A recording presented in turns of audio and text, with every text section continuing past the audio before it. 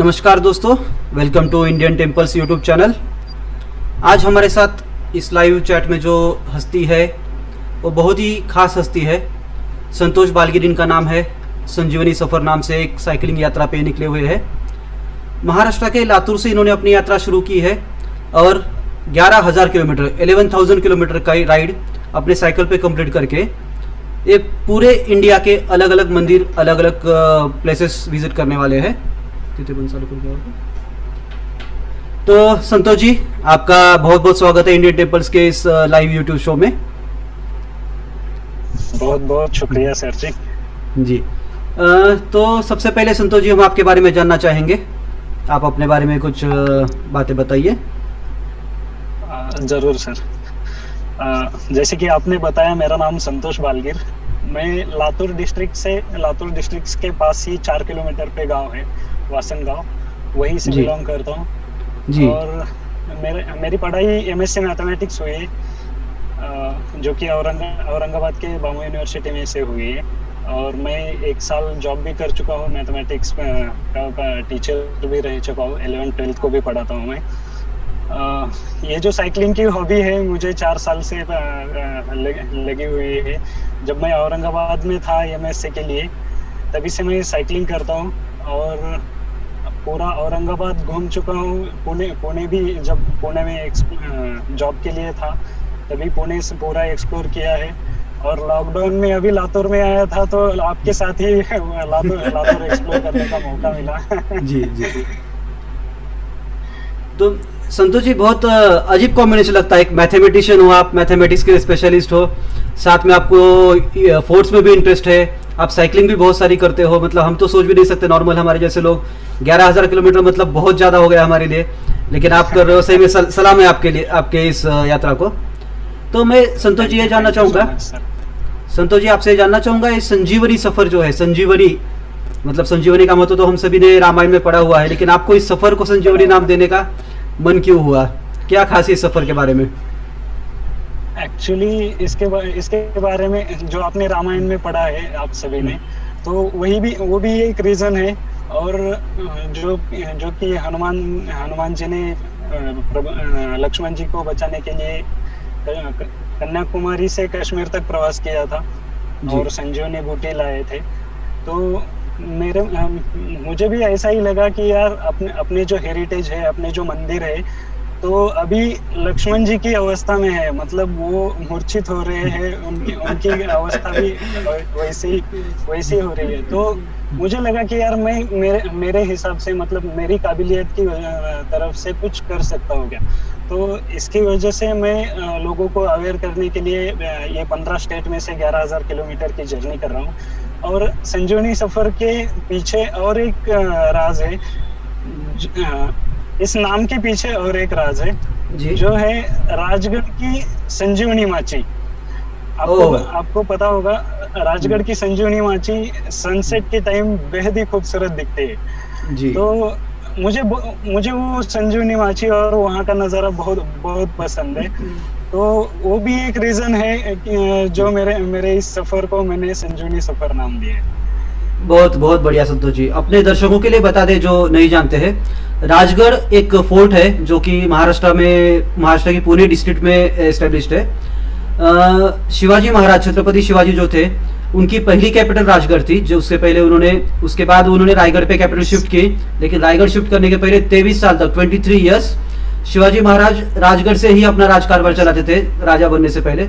और अगर आप विजिट करोगे इस फोर्ट को, आप डेफिनेटली जान जाओगे कि वो जिस खूबसूरती की बात संतोष जी कर रहे हैं कि संजीवनी माची का सनसेट जो सबसे खूबसूरत होता है, डेफिनेटली आप बाकी सब सनसेट भूल जाओगे जब आप उस सनसेट को देखोगे। 100% कहता हूँ मैं। तो संतोष जी, मैं आपकी जर्नी में कंटिन्यू इंडियन इंस्टाग्राम पे फॉलो कर रहा हूँ। संजीवनी सफर जो आपका पेज है, मैं उसको फॉलो करता हूँ। मैं आपका पूरा सफर नोटिस कर रहा हूँ।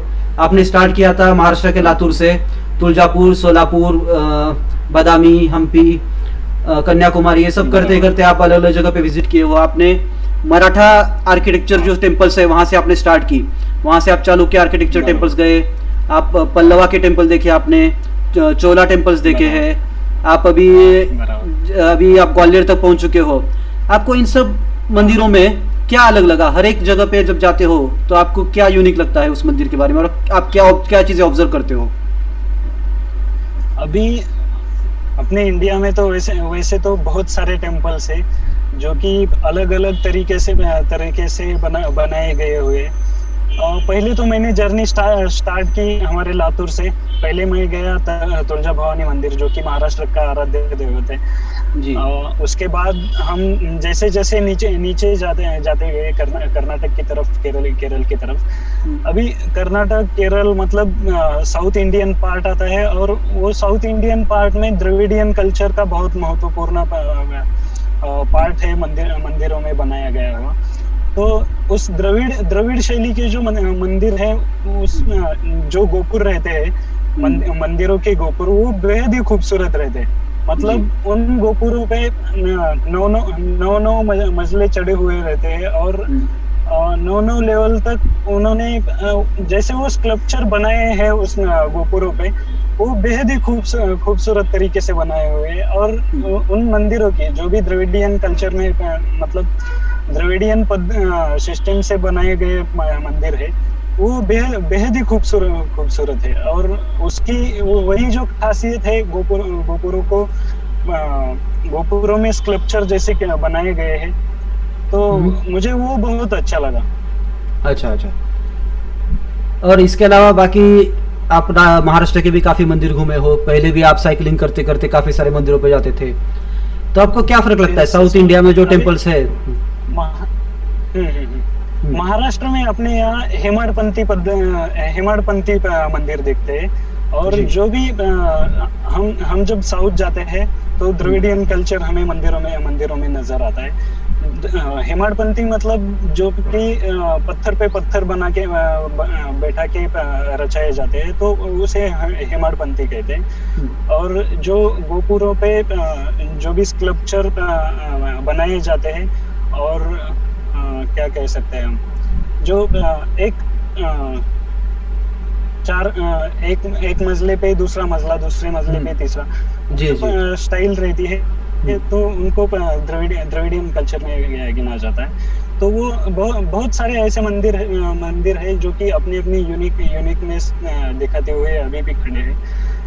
तो ये डिफरेंस है हमारे महाराष्ट्र के मंदिरों का और द्रविडियन मंदिरों का। जी, अपने दर्शकों के लिए मैं बता देता हूँ, अभी जो संतोष जी बात कर रहे थे हेमाडपंथी आर्किटेक्चर, तो एक यादव साम्राज्य जो था उनका एक प्रधान था हेमाद्री पंत, जिसने एक विशेष मंदिर शैली यहाँ पे डिजाइन की गई थी। स्पेशली महाराष्ट्र के औरंगाबाद और आसपास के एरियाज में काफी ज्यादा ये मंदिर दिखाई देते हैं। तो इस मंदिर की विशेषता ये होती है कि ये पत्थरों से बने हुए मंदिर है, लेकिन दो पत्थरों को एक साथ जोड़ने के लिए किसी भी तरह के एडेसिव जैसे सीमेंट या कोई मेटल यूज नहीं किया जाता।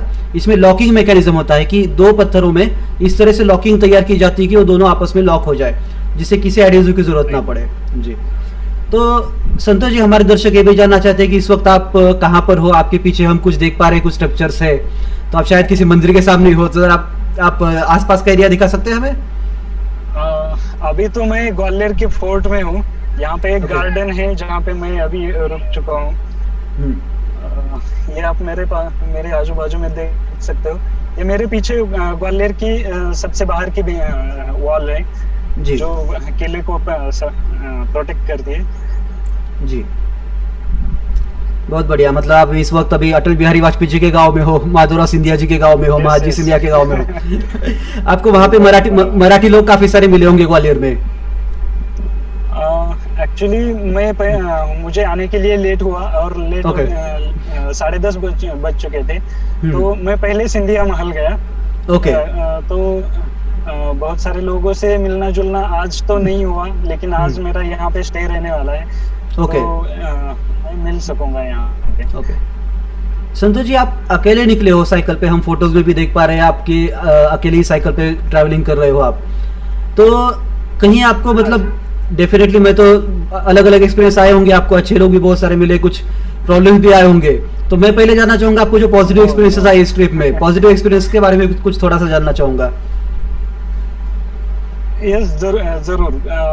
पॉजिटिव एक्सपीरियंस तो पहले से ही मैं स्टार्टिंग से बताता हूँ कि जब मैंने जब मैंने जर्नी के लिए सोचा था, मतलब प्लानिंग शुरू की थी, तभी से मेरे सारे दोस्तों ने पहले से मुझे करेज देना शुरुआत की, यार संतोष तू महाराष्ट्र में कर सकता है तो पूरे देश में भी जरूर कर सकता है।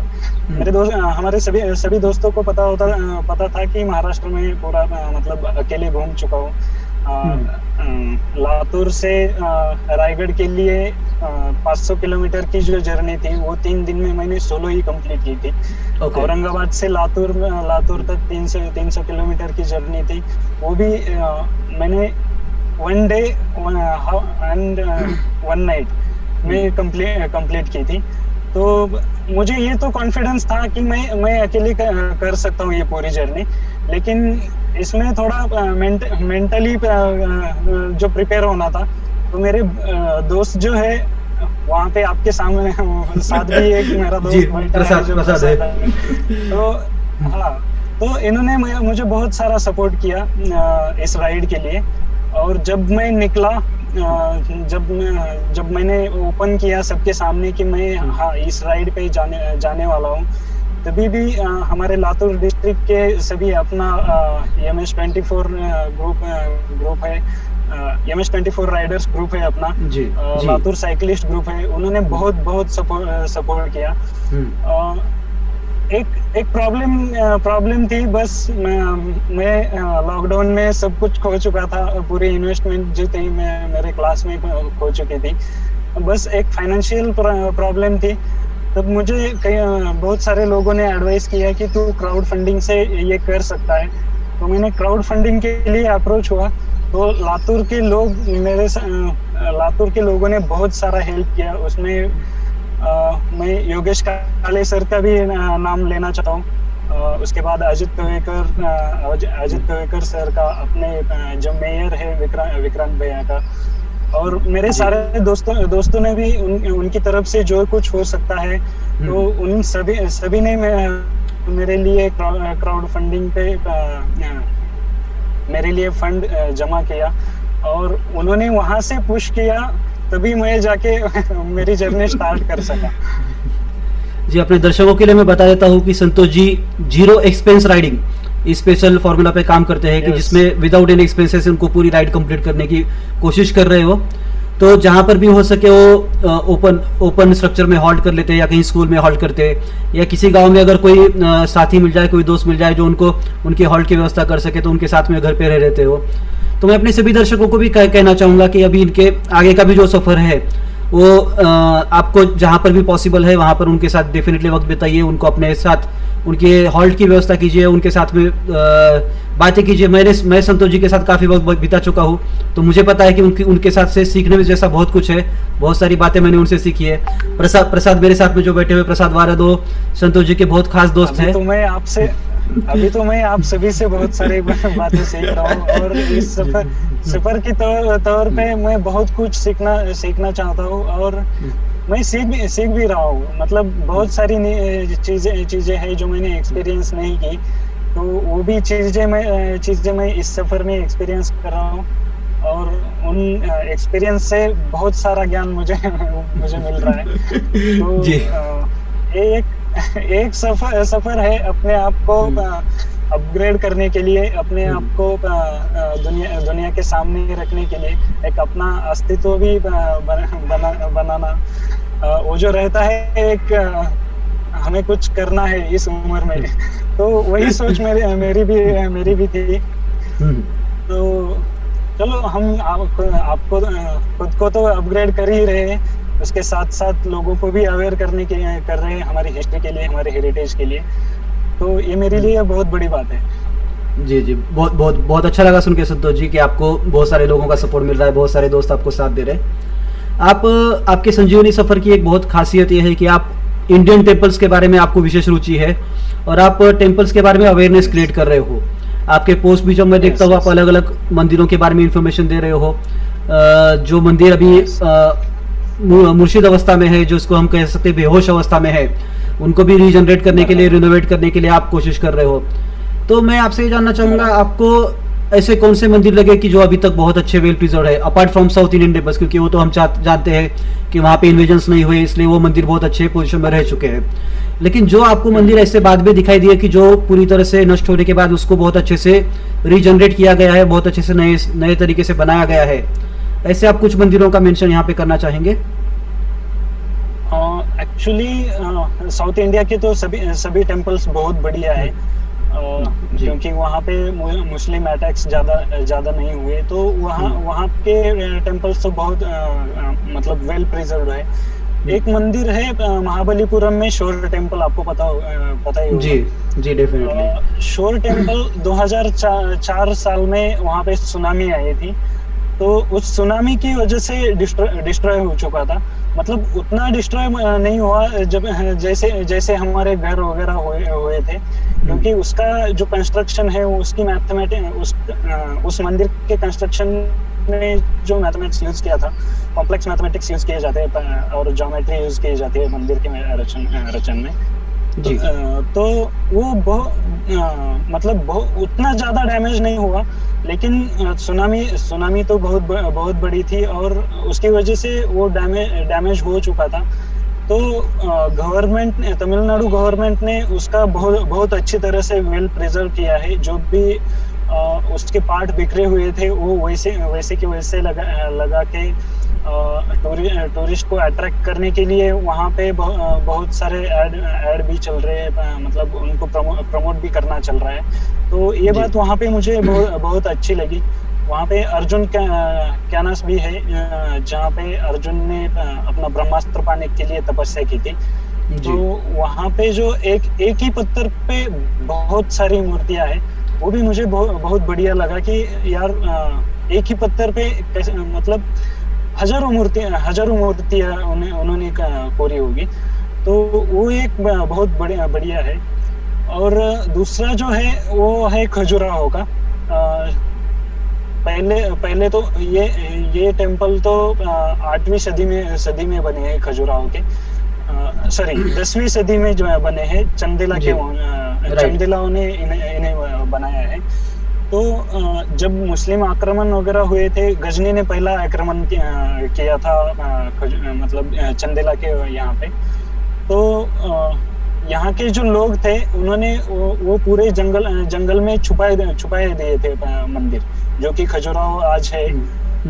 वैसा दिखता नहीं था, वो पूरा मिट्टी के ढेर में कंप्लीट छुपाया गया था। तो उसके बाद 1888 में तो उनको एक ब्रिटिश ऑफिसर थे, तो उनको वो टेम्पल का पता चला और उसके बाद उन्होंने वहाँ पे उत्खनन वगैरह करके उसका वेल प्रिजर्व किया और अभी खजुराहो आपके सामने है। वो बहुत बढ़िया स्ट्रक्चर है।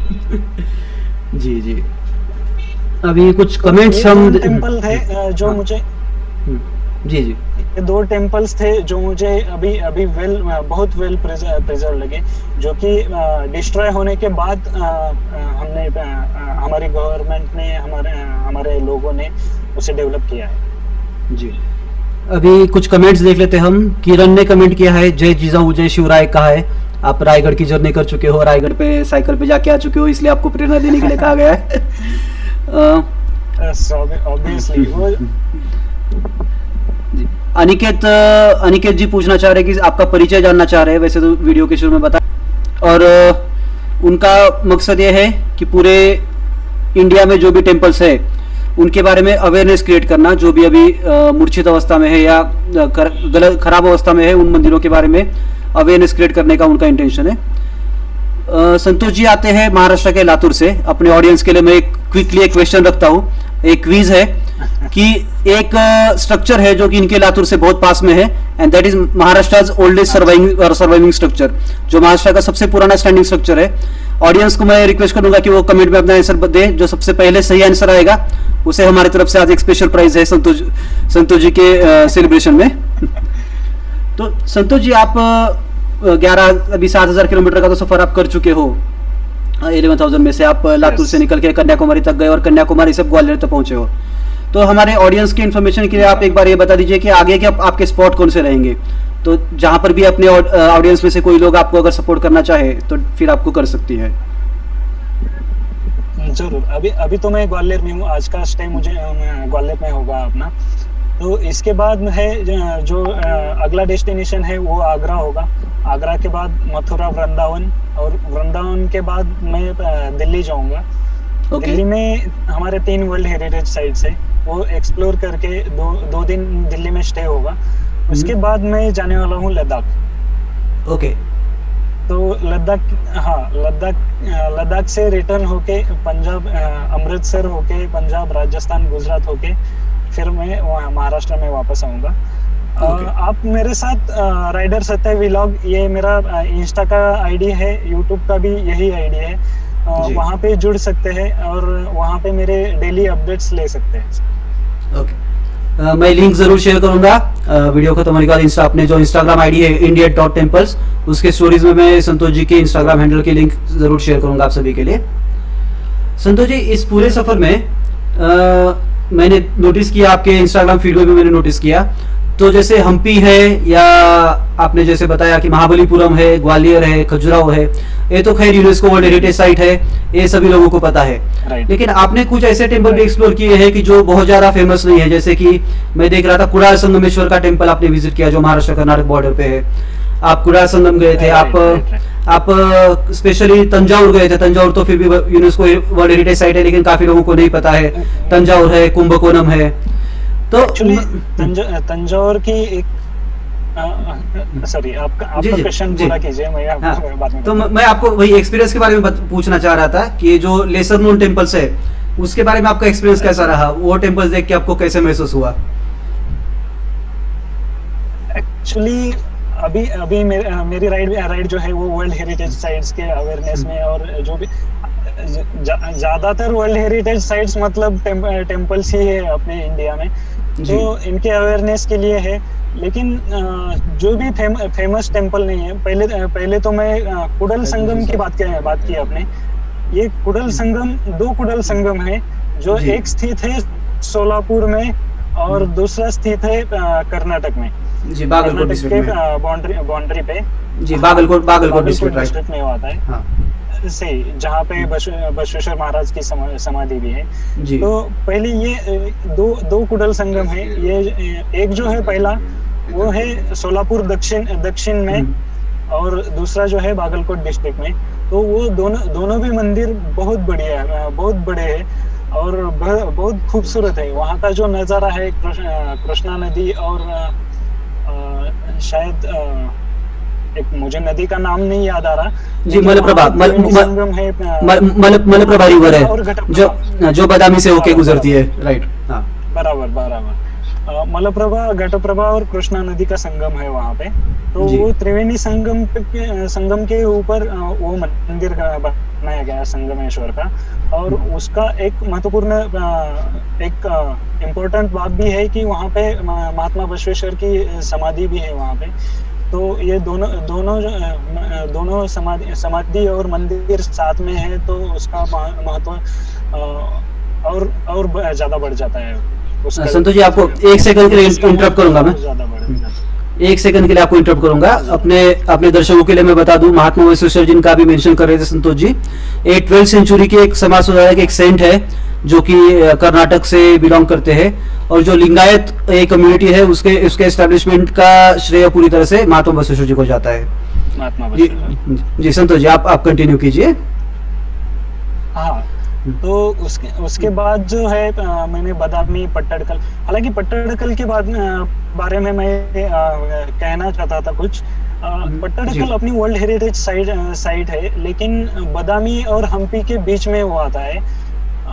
फिर भी लोग वहाँ पे ज्यादा विजिट नहीं करते, क्योंकि उसकी जो मार्केटिंग है, उसका प्रमोशन है, वो गवर्नमेंट की तरफ से थोड़ा कम किया हुआ है, ऐसे मुझे लगता है। क्योंकि हम एज कम्पेयर टू हम्पी, बादामी वहाँ पे बहुत कम टूरिस्ट आते हैं। वैसे तो वो एक प्रायोगिक तत्व पर मतलब एक प्रैक्टिकल करने के लिए वो मंदिर बनाए गए थे, वो ग्रुप ऑफ टेम्पल्स है। वैसे मंदिर वहाँ के राजा को पूरे इंडिया में बनाने थे, लेकिन वो कर नहीं पाए। तो उसी जो वही जो साइट है, तो वहाँ पे आपको देखने को मिलेगा जो भी इंडिया के पूरे इंडिया के अंदर के जो भी डिफरेंट डिफरेंट टाइप के टेम्पल्स है, वो पूरे टेम्पल्स आपको पट्टडकल में एक ही प्लेस पे मिलेंगे। तो मुझे लगता है कि पट्टडकल ये जो हाँ पट्टडकल जो ये जो वर्ल्ड यूनेस्को साइट है, उसको प्रमोट करने के लिए थोड़ी ज्यादा मेहनत लेनी पड़ेगी गवर्नमेंट के लिए। और हम जैसे हाँ मतलब हम जैसे टूरिस्ट जब वहाँ पे जाते हैं तो उनको भी इंफॉर्मेशन अपने सोशल मीडिया पे अपने दोस्तों के साथ शेयर करनी चाहिए। जी पट्टडकल जिस बारे में संतोष जी बता रहे थे, ये कर्नाटक के बागलकोट डिस्ट्रिक्ट में स्थित है। जो महाराष्ट्र का सोलापुर रेलवे जंक्शन है या कर्नाटक का विजापुर स्टेशन है, इससे काफी अच्छे से कनेक्टेड है। दावनगिरी की तरफ जो हाईवे जाता है, सोलापुर से दावनगिरी या बेंगलोर की तरफ जो हाईवे जाता है, उस हाईवे से हार्डली 30 किलोमीटर दूर है पट्टडकल, बदामी और ऐहोळे, ये 3 प्लेसेस है पास में। तो मैं अपने दर्शकों को जरूर कहूंगा कि आपने विजिट करना चाहिए। एक क्वेश्चन ऑडियंस की तरफ से आ रहा है, जैसे कि आपने मेंशन किया था कि आप औरंगाबाद में काफी समय बिता चुके हो और औरंगाबाद के आसपास आपने काफी साइकिलिंग की है। तो अजिंठा लेनी, वेरूल लेनी जो है, अजिंठा केव्स, एलोरा केव्स जिसको हम इंग्लिश में एलोरा कहते हैं, मराठी में वेरूल कहते हैं, और उसके साथ साथ पितलखोरा केव्स, क्या ये जगह आपने साइकिल पे एक्सप्लोर की है? बराबर। पितलखोरा मैंने एक दिन में जाके वापस आया था। और वहां से नीचे गौताला जंगल में एक पाटना देवी का भी मंदिर है जो कि बहुत फेमस है। और वहाँ पितलखोरा लेनी से आपको 4-4.5 किलोमीटर चल के जाना होता है। नहीं तो आप 40 गांव मार्ग से भी वहाँ पे पहुंच सकते हो। तो मैं तो पितलखोरा लेने तक साइकिल से गया था और उसके बाद पाटना देवी तक मतलब पूरा ट्रेक ही किया था मैंने। ओके। तो वो बहुत बढ़िया टेम्पल है। और पितलखोरा लेनी भी ऐसा कहा जाता है कि भारत की पहली 2 मंजिली लेनी, जो एक के ऊपर एक जो लेवल होते हैं, तो वो भारत की पहली लेनी है जो पितलखोरा लेनी है, 2 मंजिली लेनी।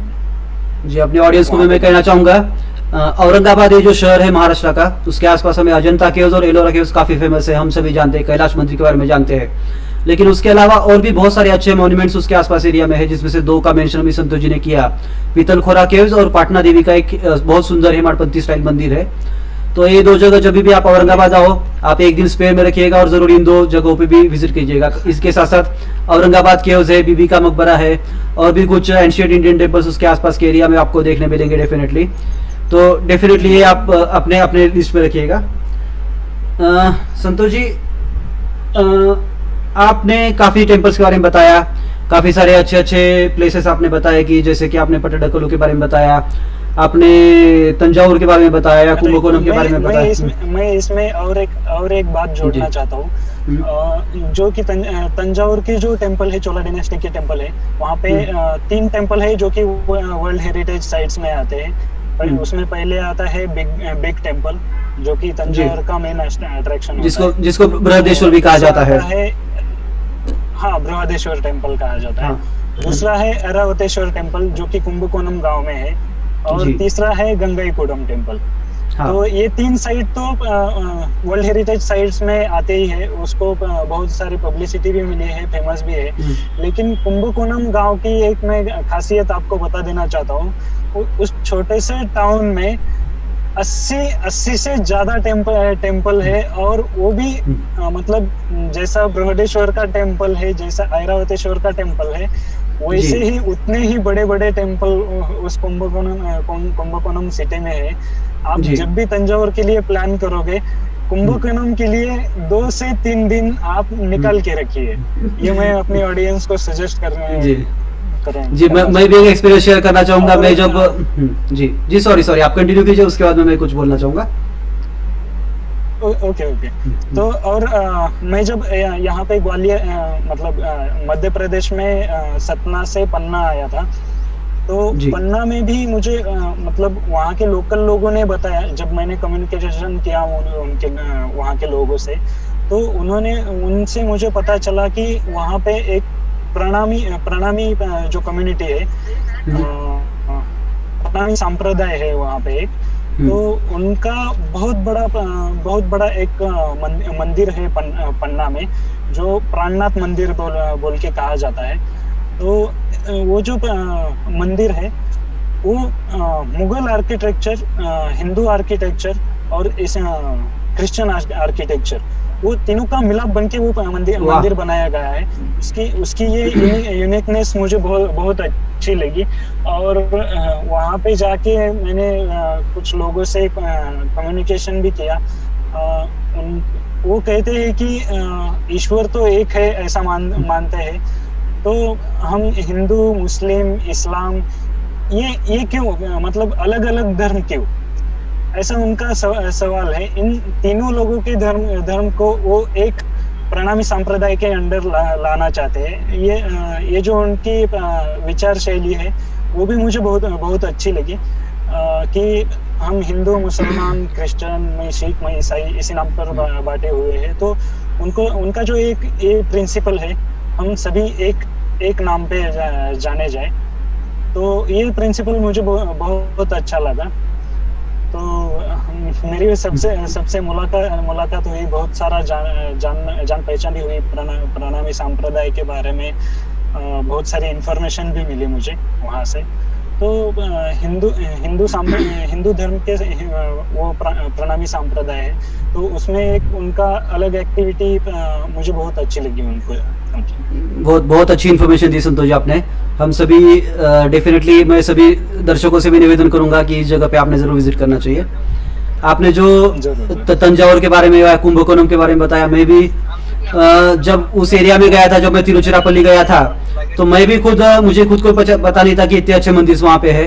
लेकिन जब वहाँ गया तो पता चला कि मैंने बहुत कम समय रखा है। एक सवाल और काफी लोगों के मन में है संतोष जी, आप बहुत अच्छी जर्नी कर रहे हो, 11,000 किलोमीटर की जर्नी आप करने वाले हो, और आप बहुत सारे बहुत खूबसूरत, बहुत इंटरेस्टिंग और बहुत लेसर नोन टेम्पल्स पे आप जा रहे हो। तो क्या आप ये सब डॉक्यूमेंट कर रहे हो कहीं पे, हर एक चीज आप लिख के रख रहे हो जहाँ पे विजिट किए उस मंदिर के बारे में? क्या आप डायरी मेंटेन करते हो कोई? एक्चुअली मैं डायरी भी मेंटेन कर रहा हूँ, और जहाँ पे भी जा रहा हूँ मैं वीडियो शूट भी कर रहा हूँ। हालांकि मुझे एडिटिंग के लिए, ये वीडियो यूट्यूब पर डालने के लिए एडिटिंग के लिए टाइम नहीं मिल रहा। तो मैं जब ये जर्नी खत्म होगी तब मैं शायद वीडियो डाल सकूंगा। लेकिन जिस भी जगह जा रहा हूँ मैं, उस जगह के पूरे जो नोट पॉइंट रहते हैं, जो भी मुझे अच्छा लगता है, जो भी मुझे वहाँ पे सजेशन लगते हैं, वो पूरे मैं हमारे डायरी में मेंटेन कर रहा हूँ। जी संतोष जी, आप आगे चल के इसके ऊपर कुछ बुक भी लिखो। मैं एग्जैक्टली मैं इसी पॉइंट पे आना चाह रहा था, इस बात से कि आप यहाँ पे वापस आने के बाद में आप वीडियो तो अपलोड करने वाले हो, उसके साथ साथ जरूर एक बुक लिखने के बारे में जरूर सोचना। हम जरूर चाहेंगे कि आपकी बुक पब्लिश हो और ज्यादा लोगों तक इन्फॉर्मेशन पहुंचे, महाराष्ट्र, इंडिया के जो लेसर नोन टेम्पल्स है उनके बारे में सभी को पता चले। ये हम भी जानना चाहते हैं। जरूर। प्रसाद आपसे कुछ क्वेश्चंस पूछना चाह रहे हैं। संतोष, पहले तो बहुत खुशी हो रही है कि आपने एक निश्चय किया था हमारे साथ कि पूरा भारत आप घूमना चाहते थे साइकिल पे, और आज वो आप पूरा कर रहे हो। 7,000 किलोमीटर आप साइकिल पे जाके आज ग्वालियर पहुंचे हो। हमें आपकी ये जो दृढ़ निश्चय आपने जो किया था उसमें बहुत गर्व है, और आप ये जो राइड कर रहे हो उसके लिए सैल्यूट है। मुझे ऐसा लग रहा है कि मैं दो हिस्ट्री वाले लोगों के साथ बैठा हूँ। एक्चुअली मुझे ये सब बातों में नॉलेज कम है। दो साइकिलिस्ट भी बैठे, दो हिंदू टेम्पल के बारे में इतना नॉलेज रहने वाले लोग, तो मुझे ये बहुत अच्छा लग रहा है कि मैं इस महफिल में बैठा हूँ और मुझे ये इतना नॉलेज मिल रहा है। आप संतोष, यहाँ से आप आगे जा रहे हो, आप कश्मीर जाने वाले हो या लद्दाख जाने वाले हो? मतलब हमारी बात हुई थी तब आप बोल रहे थे कि आप दोनों में से एक रूट पे जाने चाहते हो, और ये समर अभी जो धूप है उसमें आप कैसे मैनेज कर रहे हो ये जर्नी? हाँ, एक्चुअली अभी तो धूप इस महीने में बहुत ज्यादा बढ़ गई, और हमारी महाराष्ट्र से ज्यादा यहाँ पे धूप होती है, क्योंकि बहुत सारे ज्यादा चट्टान है यहाँ पे। और 11:30 के बाद यहाँ पे राइड करना बहुत मुश्किल होता है, क्योंकि एक तो टेम्परेचर भी बढ़ जाता है और उसके बाद हवा भी तेज चलती रहती है, तो इसमें राइड करना बहुत मुश्किल हो जाता है। तो मैं सुबह ही 5:30-6 बजे निकलता हूँ राइड के लिए। जितना भी हो सकता है 10:30-11 तक राइड कर लेता हूँ। और दोपहर में मैं कहीं पे एक आराम की वगैरह व्यवस्था देखकर वहीं पे आराम, जो भी हमारे डायरी लिखना है, कुछ एडिट करना है, पोस्ट डालना है, वो सभी काम दोपहर में चलता है। और उसके बाद जब धूप कम हो जाती है 4-4:30 के बाद, तब मैं बाद में सफर के लिए और आगे बढ़ता चला जाता हूँ। एक्चुअली आपका जो क्वेश्चन था दिल्ली के, हमारी बात भी हुई थी उसके ऊपर, क्योंकि अभी मुझे पता चला था कि कश्मीर और लद्दाख में बहुत सारी बारिश भी हो रही थी, तो एक एनवायरनमेंट की भी स्टडी रहती है। सोलो राइड है तो वो बहुत इम्पोर्टेंट रहता है। सोलो राइड पे आगे का जो एनवायरनमेंट है उसकी स्टडी करके जाना पड़ता है। तो दिल्ली में जाके मैं सोचूंगा कि मुझे कश्मीर जाना है या लद्दाख जाना है। पहले तो अभी लद्दाख के तो रास्ते खुल चुके हैं, ऐसा मैंने सुना 2-3 लोगों से। तो अभी भी मैं कंफर्म नहीं हूँ, मैं खुद कंफर्म कर लूंगा, उसके बाद मैं मतलब कंफर्म करूंगा कि मुझे लद्दाख जाना है या कश्मीर जाना है। संतोष जी, हमें आपका इंतज़ार है। आपकी जो राइड है कंप्लीट करके 2-3 महीनों में आओगे, तो हम यहाँ वेट कर रहे हैं और आशा करते हैं कि आपकी जो आगे की राइड है बहुत अच्छी जाए, आपकी सेहत अच्छी रहे और आपको कुदरत भी आपको साथ दे। जो कि आप बारिश और ये प्रॉब्लम्स बोल रहे हो वो आपके राइड में नहीं आए और आप अच्छी सेहत के साथ राइड करके वापस आ जाए जल्दी से जल्दी। जरूर, आप सबकी दुआएं मेरे साथ है तो मुझे वो इतना कॉन्फिडेंस तो आ चुका है। जब लोग हमारे साथ होते हैं, जब उनकी दुआएं मेरे साथ है, तो मैं जरूर ये जर्नी सेफली और सुरक्षित कंप्लीट करके मैं महाराष्ट्र वापस आऊंगा। संतोष जी, कुछ ऑडियंस के क्वेश्चन थे जिसमें कि किरण पूछना चाह रहे थे कि आप मॉर्निंग में साइकिलिंग कितने बजे स्टार्ट करते हो। उसका जवाब तो ऑलरेडी अभी आपने दिया है। इसके अलावा किरण ये भी पूछ रहे हैं कि कोई साइकिलिंग की राइड जाने के पहले आपने क्या प्रिपरेशन की थी या क्या प्रिपरेशन जनरली करनी चाहिए जब इतने बड़े राइड पे आप निकलते हो उसके पहले? अच्छा, एक्चुअली पहले तो आपको फिजिकली और मेंटली प्रिपेयर्ड होना है। पहली बात, सबसे इम्पोर्टेंट बात ये है कि आपको मेंटली और फिजिकली प्रिपेयर रहना है ऐसी बड़ी राइड के लिए। क्योंकि बाकी सारी चीजें तो बाद में आएगी। आपका जो फाइनेंस है, प्लान है, जो भी रूट है, लेकिन आपका मेंटल प्रिपरेशन और फिजिकल प्रिपरेशन नहीं होगा तो आप इतनी बड़ी राइड कर नहीं पाओगे। क्योंकि बहुत सारी दिक्कतें आती है राइड में। जब बॉडी साथ नहीं देती तब क्या करना चाहिए। जब कभी लगता है कि होमसिक हो जाते हैं, कभी घर की याद आती है, तो उसके लिए बहुत डिफिकल्ट होता है खुद को संभल पाना अकेले राइड में। तो उसके लिए हमें मेंटली प्रिपेयर्ड रहना चाहिए। मुझे भी एक बार लगा कि यार मुझे लातूर जाना चाहिए, क्योंकि जब मैं हैदराबाद में था तब मुझे भांजी हुई। ओके, ये हमने पोस्ट देखे थे आपके। और वहां से लातूर लगभग 300 किलोमीटर ही है जी। दो सिंगल डे राइड है आपके लिए। तो यार मैं तो मुझे लगा कि यार मैं लातूर जाके फिर बाद में वहां से स्टार्ट करते हैं। लेकिन मुझे बाद में ये भी लगा कि यार जब मैं लातूर पहुंच जाऊंगा तो मुझे वहां से निकलने में बहुत बड़ी दिक्कत होगी बाद में। तो मैंने सोचा यार नहीं, बस ये राइड खत्म करते ही उसे बहुत सारी कहानियां भी बतानी है हमारे बातची को। जी तो पूरे राइड करके ही वापस जाना था। आपने जो अभी होमसिक की बात की उसी से रिलेटेड एक क्वेश्चन आया हुआ है प्रथमेश जी की तरफ से। वो पूछना चाह रहे कि आपने काफी सारे अलग अलग स्टेट में विजिट किया है, काफी सारे जगह पे गए हो, हर एक जगह की कल्चर तो अलग है, साथ में साथ फूड भी बहुत अलग है, तो क्या आप घर का खाना वहाँ पे मिस करते हो या आपको हर जगह अच्छा खाना मिला है? ये तो ऐसा क्वेश्चन है, अभी मुझे घर की याद आ रही है क्योंकि घर का खाना तो ऐसे कहीं पे भी नहीं मिलेगा, हालांकि क्योंकि मैं अभी 5 स्टार होटल में भी खा चुका हूँ और हाईवे पे कभी कभी मैं सिर्फ नाश्ते पे भी पूरा दिन गुजरा है, क्योंकि किसी जंगल में कोई हमें खाने के लिए, श्रीशैलम में ऐसा हुआ था।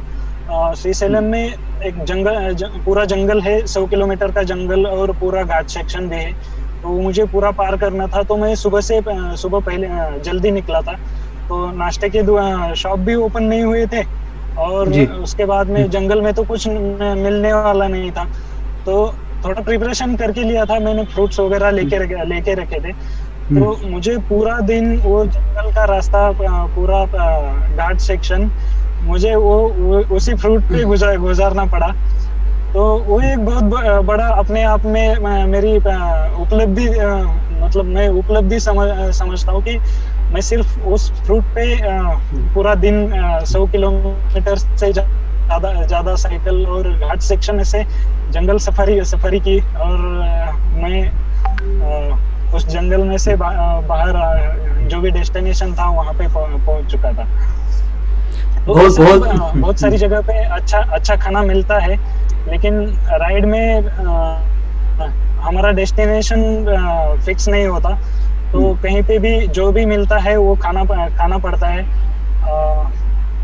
ऑब्वियसली घर के खाने की तो याद आएगी, घर की मेमोरीज तो अलग ही रहती है, घर का खाना नहीं मिलता है यहाँ पे। ओके, बहुत ही इंस्पिरेशनल स्टोरी है संतोष जी आपकी, आपके साथ बातें करके बहुत अच्छा लग रहा है।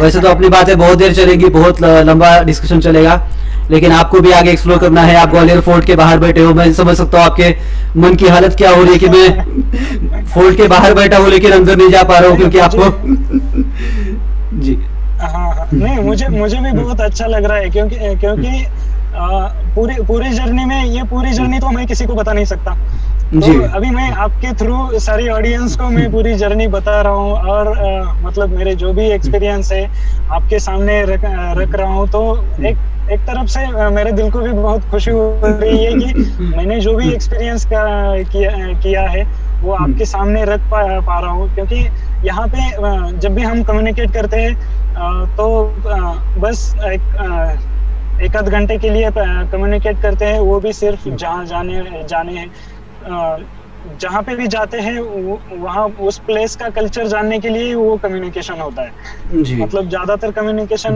में अभी ग्वालियर आया, किसी से मिला तो ग्वालियर की क्या स्पेशलिटी है, यहाँ पे क्या कल्चर है, तो वही कम्युनिकेट करने में बहुत ज्यादा टाइम जाता है, तो मेरी जर्नी जो है वो सभी लोगों को बता नहीं पाता, तो मुझे भी बहुत अच्छा लग रहा है कि मेरी जर्नी आपके थ्रू बहुत लोगों तक पहुंचा रहा हूँ। मेरी तो शुभकामनाएं आपके लिए है कि आपकी जर्नी एक बुक के माध्यम से पूरे इंडिया, पूरे वर्ल्ड में पहुंचे, पूरे वर्ल्ड में आपकी बुक पढ़ी जाए, और आपके उस किताब के माध्यम से हमारे भी जो सभी प्रेक्षक हैं, जो भी इंडियन टेम्पल्स के शौकीन हैं, जिनको मंदिर विजिट करना अच्छा लगता है, वो सभी आपके इस किताब के थ्रू डेफिनेटली सब मंदिर विजिट कर पाए, मेरी शुभकामनाएं आपको। मैं आपका और ज्यादा वक्त ना लेते हुए अभी यहाँ पर जी कुछ क्वेश्चंस है। हाँ, फूड कल्चर के बारे में प्रथमेश जी फिर से पूछ रहे हैं कि आपने जो फूड कल्चर क्या एक्सपीरियंस किया हुआ है, वो तो आपने अभी बता ही दिया है जवाब। तो संतोष जी, आपका और ज्यादा समय ना लेते हुए मैं अभी आज का चर्चा सत्र यहाँ पे समाप्त करता हूँ, और उम्मीद करता हूँ आपकी यहाँ से आगे की जो राइड है वो भी इसी तरह से बहुत सारे अच्छे एक्सपीरियंस के साथ बीते, आपको बहुत सारे अच्छे एक्सपीरियंस मिले, अच्छे लोगों से आपकी मुलाकात हो, ये मैं आपसे ये उम्मीद करता हूँ, आपको शुभकामनाएं देता हूँ। और डेफिनेटली आपका इंस्टाग्राम पेज के माध्यम से, फेसबुक पेज के माध्यम से हम सबको आप अपडेट करते रहिए, हम सबको अपने जर्नी के बारे में बताते रहिए, ये आपसे मेरी रिक्वेस्ट रहेगी। जरूर। आपका भी बहुत बहुत धन्यवाद सर जी, जो कि आपके चैनल के थ्रू में मेरी जर्नी आप तक बहुत सारे लोगों तक पहुंचा रहे हैं। तो आप सभी का बहुत बहुत शुक्रिया। जी जी, हमारा बहुत अच्छा सौभाग्य रहा सर आपसे बात करने का। डेफिनेटली हम कांटेक्ट में रहेंगे, फिर से बातें करते रहेंगे। और आप जी जी, और मैं इस पोजीशन पे ये वीडियो अभी बंद कर रहा हूँ। धन्यवाद संतोष जी। जरूर जी, चलो, थैंक यू सो मच।